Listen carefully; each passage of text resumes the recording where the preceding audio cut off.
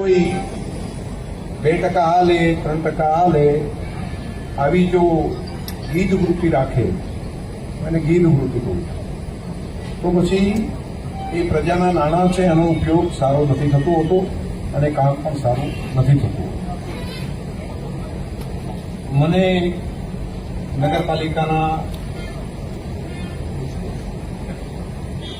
વહીવટદાર, મામલતદારશ્રી, chief officer અને એમની સમગ્ર ટીમ ઉપર ભરોસો છે કે તમે આ કામનું 100% ગુણવત્તાવાળું કામ કરવાનું કરશો આવી મારી અપેક્ષા પણ છે.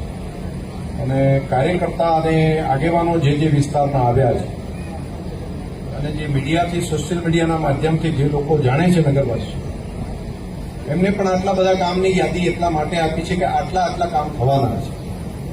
એની પબ્લિકલી તમને ખબર હોય કે આ કામના આટલા રૂપિયા મંજૂર કર્યા છે અને આવું કામ થવાનું છે, તો એની જાણકારી મળે